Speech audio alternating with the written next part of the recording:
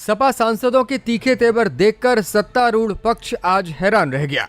मनरेगा का नाम बदलने पर सियासत तेज दिखाई दे रही है और समाजवादी पार्टी के चीफ अखिलेश यादव ने नए बिल की तीखी आलोचना करते हुए संसद परिसर में धरना दिया। उन्होंने कहा कि महात्मा गांधी का सम्मान सभी के दिलों में है और देश और दुनिया उन्हें मानती है।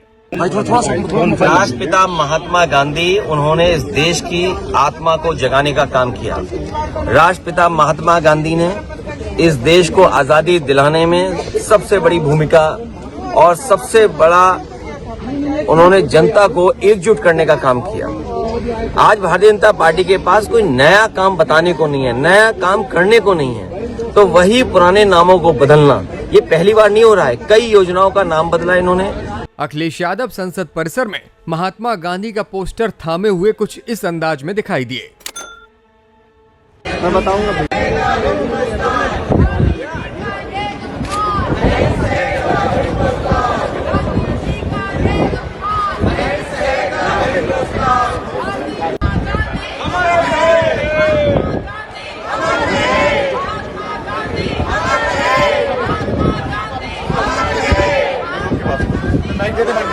अखिलेश बोले कि नाम बदलने की संस्कृति भारतीय जनता पार्टी की बहुत पुरानी है। ये नाम बदलने की संस्कृति भारतीय जनता पार्टी की बहुत पुरानी है। अभी जब मैं आपसे मिल रहा हूं, उससे पहले मैं एक बिल्डिंग देखता हुआ आ रहा हूं, करीब वाली नहीं, थोड़ा दूर, जहां पर प्रधानमंत्री लोगों का म्यूजियम बना है। दुनिया में ऐसा कहीं नहीं होता होगा कि दीवार के आगे दीवार, गेट के आगे गेट बना दे कोई। और हम लोगों ने तो यहां तक देखा है कि भगवान के आगे अपने नेताओं के नाम लिख रहे हैं। लखनऊ में एकाना स्टेडियम भगवान विष्णु का नाम है, लेकिन जब इन्होंने कोई काम भारतीय जनता पार्टी ने नया नहीं किया तो उसी एकाना का नाम उन्होंने अपने एक पूर्व के प्रधानमंत्री के नाम से कर दिया। सपा चीफ यही नहीं रुके, उन्होंने कहा कि डबल इंजन वाली सरकारें दूसरों के काम को अपना बता रही हैं। डबल इंजन वाली सरकारें हैं, ये दूसरों के काम अपने काम बना रहे हैं। इनके पास नया काम नहीं है। 100 दिन 125, ये कौन सी नई बात हो गई?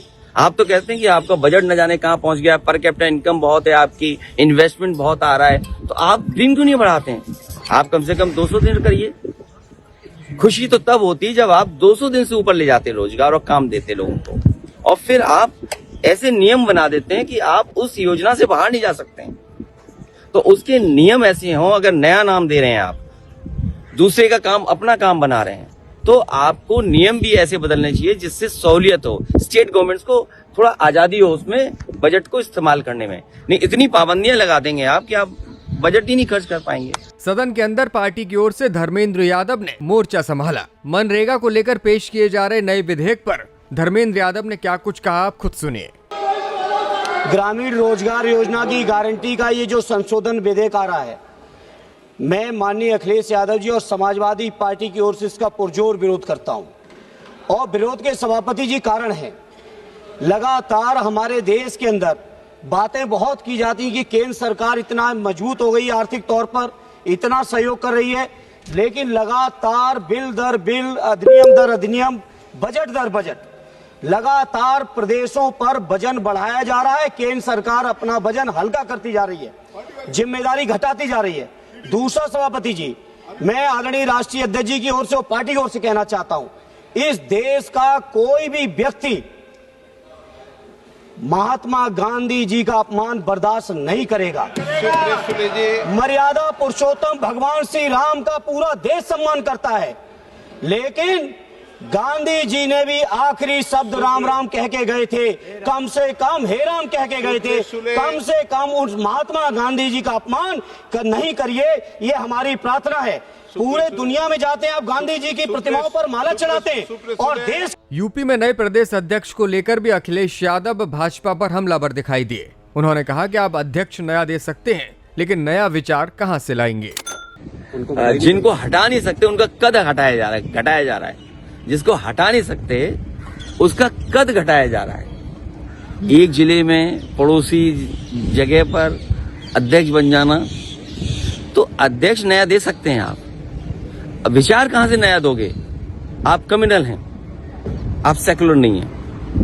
आप कैपिटलिस्ट हैं, आप सोशलिस्ट नहीं हैं। इन्हें याद करना चाहिए कि जब भारतीय जनता पार्टी का गठन हुआ था उस समय इन्होंने कहा कि हम सेकुलर रहेंगे और सोशलिस्ट रहेंगे, लेकिन आज जब जनता ने इतना भरोसा किया तो आप बताइए, ना आप सेकुलर हैं ना आप सोशलिस्ट हैं, आप हर चीज को बेचना चाहते हैं। सुनने में आया कि इंश्योरेंस पूरा 100% बेच देंगे।